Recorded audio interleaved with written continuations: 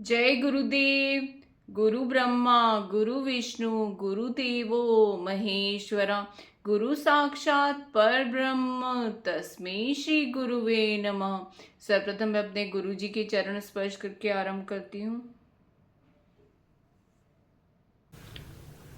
जय गुरुदेव।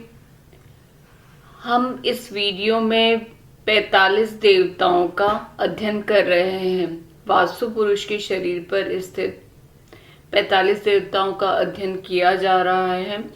ब्रह्मा से शुरू करके अर्थात ब्रह्मा विधि में ब्रह्मा देवता स्थित हैं। उसके पश्चात हमने देव व मनुष्य विधि के देवताओं का अध्ययन किया क्रम से। आर्यमा, विवस्वान, मित्र, भूधर, आपवत्स, सवित्र, सावित्र, इंद्र, इंद्रजय और रुद्र, रुद्रजय। अब इस वीडियो में हम पेशाच विधि के देवताओं का क्रम से अध्ययन करने जा रहे हैं। सर्वप्रथम हम ईशान कोण में स्थित अर्थात नॉर्थ ईस्ट कॉर्नर जिसे कहा जाता है उसमें स्थित ईश देवता का इस वीडियो में हम अध्ययन करेंगे।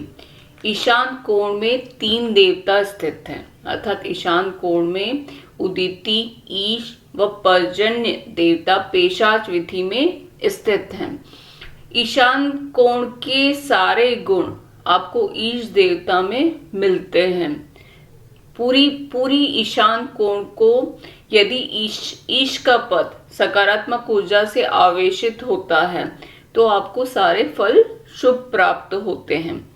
जिस प्रकार से ब्रह्मा विधि में स्थित ब्रह्मा देवता पूरे 45 देवताओं में से सर्वश्रेष्ठ देवता है, जो कि आप वास्तु के अनुसार देखें तो ब्रह्मा विधि का काफी महत्व है।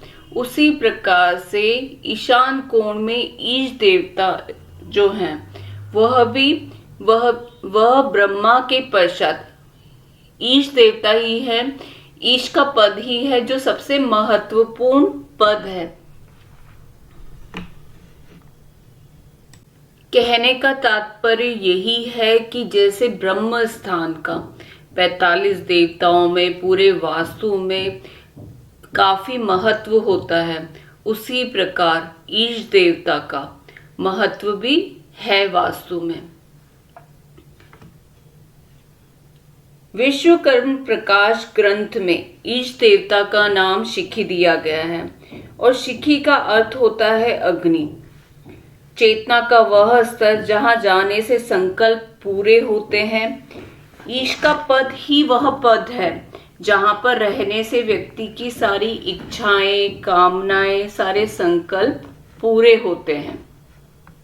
व्यक्ति की इच्छाएं, कामनाएं, संकल्प पूरे तो होते हैं, लेकिन कब पूरे होते हैं? जब यह ईशान कोण अर्थात नॉर्थ ईस्ट कॉर्नर का जो यह पद है, जो कि पूरे ईशान कोण के गुण इसके अंदर समाहित हैं, ईश के पद में है, तो यह जब पॉजिटिवली चार्ज होगा, वास्तु के अनुरूप होगा, सकारात्मक ऊर्जा से आवेशित होगा, तभी व्यक्ति की सारी इच्छाएं, कामनाएं और संकल्प पूरे होंगे। इसीलिए इसे इतना महत्वपूर्ण पद कहा गया है, क्योंकि व्यक्ति को जो वास्तु के अनुरूप यदि यह पद होगा, ईश का पद, तो व्यक्ति को नेचर का भी सपोर्ट मिलेगा, प्रकृति का भी पूरा सपोर्ट मिलेगा, तभी उसकी इच्छाएं, संकल्प पूरे होंगे। अर्थात यह पद के जो वास्तविक गुण हैं तभी हमें प्राप्त होते हैं जब यह सकारात्मक ऊर्जा से आवेशित होगा और फिर व्यक्ति को नेचर का भी सपोर्ट मिलता है। अब निघंटु की बात करें तो निघंटु सम्रांगण सूत्रधार में ईश का निघंटु हर बताया गया है और अपराजित प्रच्छा में शंकर कहा गया है। हर शब्द का अर्थ होता है, हर शब्द का अर्थ बताया गया है हरने वाला, दूर करने वाला, नाश करने वाला। अर्थात जब यह पद सकारात्मक ऊर्जा से आवेशित होगा तो व्यक्ति के दुख दूर होते हैं, अर्थात हरने की जब बात कर रहे हैं तो उसके दुख हर जाते हैं, अर्थात व्यक्ति के दुख दूर होते हैं, वह सुखी होता है, वह खुश रहता है। और इसके अतिरिक्त व्यक्ति की दरिद्रता को भी हरने वाला कहा गया है, अर्थात व्यक्ति धनी होगा। जब सकारात्मक ऊर्जा से आवेशित होगा तो क्या होगा, व्यक्ति धनी होगा। और यही पद में कोई वास्तु दोष हुआ तो व्यक्ति दरिद्र होगा, व्यक्ति दुखी होगा। इसका एक अर्थ और है, हर का अर्थ कहा गया है नाश करने वाला, यानी अशुभ का नाश करता है। जब यह पद सकारात्मक ऊर्जा से आवेशित होगा ईश का, तो व्यक्ति के पास जो भी अशुभ चीजें आएंगी उसका यह नाश करेगा, व्यक्ति के साथ सभी कुछ शुभ होगा। अर्थात कह सकते हैं जब ईश का पद सकारात्मक ऊर्जा से आवेशित होगा तो व्यक्ति क्या होगा, व्यक्ति सुखी होगा, समृद्ध होगा तथा उसके साथ सब कुछ शुभ घटित होगा और व्यक्ति प्रसन्न रहेगा।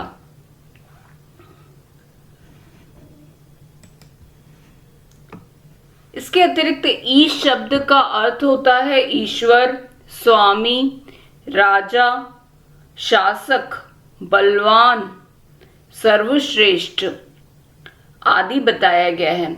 जब ईश का पद सकारात्मक ऊर्जा से आवेशित होता है तो व्यक्ति किस प्रकार होता है, व्यक्ति राजा के समान होगा, अर्थात वह जो भी कार्य करेगा, जिस भी क्षेत्र में कार्य करेगा वहां व्यक्ति राजा के समान होगा, वह श्रेष्ठ पर होगा, वह टॉप पर होगा, वह लीडर होगा वहां का, अपनी फील्ड का। जब ईश का पद सकारात्मक ऊर्जा से आवेशित होता है तो व्यक्ति के सारे कार्य समय पर पूरे होते हैं, वह अपने कार्यों को पेंडिंग नहीं रखता है, वह अपने कार्यों को बांटता है। जैसे हमने देखा कि व्यक्ति जिस भी फील्ड में होगा वह राजा के समान होगा, वह लीडर होगा। तो किसी भी लीडर का क्या कार्य रहता है, किसी भी लीडर का यही कार्य रहता है कि वह अपनी टीम को मार्गदर्शन देता है, वो योजना बनाता है, व्यक्तियों में बांटता है उस कार्य को और उन्हें सही तरीके से मार्गदर्शन देता है, गाइड करता है, उनके कार्यों को देखता है, उनकी समस्याएं अगर आती है तो उनको हल करने का कार्य लीडर का रहता है।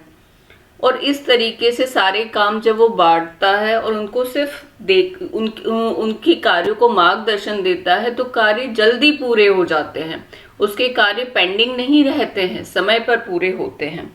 इसके विपरीत जब इस पद में दोष होगा, ईश के पद में जब वास्तु दोष होता है तो व्यक्ति के कार्य पेंडिंग रहते हैं, वह कार्यों को बांटता नहीं है, वो सोचता है वो सारे कार्य खुद ही करे, व्यक्ति डिस्ट्रीब्यूट नहीं करेगा अपने किसी भी कार्य को।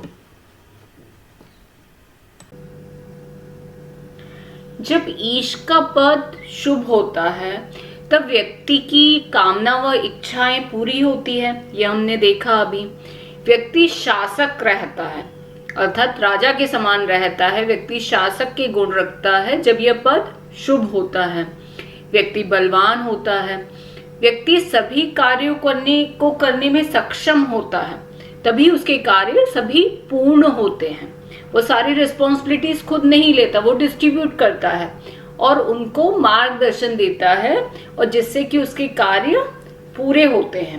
व्यक्ति का मन शांत व स्थिर रहता है। हम सभी जानते हैं ईशान कोण का गुण है, ईशान कोण के जब हम गुणधर्म देखते हैं इस दिशा के, तो ईशान कोण जब पॉजिटिवली चार्ज रहता है तो व्यक्ति की मानसिक स्थिति बहुत अच्छी रहती है। तो जब यह पद शुभ होता है तो व्यक्ति का मन शांत रहता है, वह स्थिर रहता है, तभी व्यक्ति का जो ध्यान रहता है उसका मन एकाग्र रहेगा और व्यक्ति का जब मन एकाग्र रहेगा तो उसको वह ध्यान की अवस्था में उसका मन एकाग्र चित्त रहेगा और उसकी सारी मनोकामनाएं, इच्छाएं, जो उसके सारे संकल्प हैं वह भी पूरे होंगे। ये इस दिशा के गुण बताए हैं शुभ होने पर। और जब इस पद में दोष होता है तो व्यक्ति का क्या होता है, व्यक्ति के कार्य पूरे नहीं हो पाते, उसे विश्वास नहीं रहता दूसरे के ऊपर, वो सारी रिस्पॉन्सिबिलिटीज खुद ले लेता है और कार्य उसके इस कारण से पूरे नहीं हो पाते, सारे कार्य पेंडिंग रहते हैं। व्यक्ति आलसी रहता है, व्यक्ति का जो मन है वह एकाग्र नहीं रहेगा, उसका जो मन चित्त रहेगा वो अशांत रहेगा, स्थिर नहीं रहेगा। यह ईशान कोण के दोष भी हैं। जब यह दिशा नेगेटिवली चार्ज रहेगी, उसमें कोई दोष होगा, तब व्यक्ति का मन एकाग्र नहीं होगा। अब जब दोष होंगे तो उपाय के रूप में क्या करना है, तो उपाय के रूप में शमी वृक्ष की लकड़ी का प्रयोग कर सकते हैं इस दिशा में। मोर के पंख का प्रयोग कर सकते हैं आप। भगवान शंकर का फोटो लगा सकते हैं। पारे की स्थापना भूमि में कर सकते हैं। स्फटिक का प्रयोग कर सकते हैं। भोजन में घी व भात का प्रयोग कर सकते हैं और घी व चावल का आप हवन कर सकते हैं। यह यहाँ की इस पद के दोष को पहले दूर करना है, जो भी वास्तु दोष हो उसको पहले दूर करना है, और दोष को दूर करने के बाद क्या करना है, ये रेमेडीज बताई गई हैं कि क्या क्या रेमेडीज कर सकते हैं, वो रेमेडीज हमको करनी है वहां पर। ईशान कोण का ग्रह गुरु है, और ग्रह गुरु है, और ग्रह गुरु होने के कारण वहां का जो गुरु ग्रह का रत्न है वह पुखराज है। तो यहाँ पर विधि विधान से पूजा करके या भूमि के अंदर, दीवार के अंदर पुखराज की स्थापना भी कर सकते हैं। उपयोग क्या है इस पद का, ईशान कोण में जल स्थान बनवा सकते हैं। ध्यान कक्ष, क्योंकि यहाँ पर संकल्प इच्छा सब पूरी होती है, व्यक्ति का मन एकाग्र होता है, इसलिए यहाँ पे ध्यान बहुत अच्छा होगा, इसलिए ध्यान कक्ष बनवा सकते हैं। पूजा का कमरा दे सकते हैं ताकि व्यक्ति जो भी मनोकामनाएं, इच्छाएं, संकल्प रखे और व्यक्ति की वो सारी मनोकामनाएं, इच्छाएं पूरी हो। पूजा का कमरा देने के लिए भी ग्रंथ में बताया गया है। शिखी, ईश को शिखी भी कहा गया है विश्वकर्म प्रकाश ग्रंथ में, और शिखी का अर्थ अग्नि से है। तो यहाँ पर रसोई बनवा सकते हैं, बॉयलर दे सकते हैं, अर्थात अग्नि संबंधित कार्य भी कर सकते हैं इस दिशा में। ऑफिस बनवा सकते हैं, ड्राइंग रूम दिया जा सकता है यहाँ पर, वह भी शुभ रहेगा।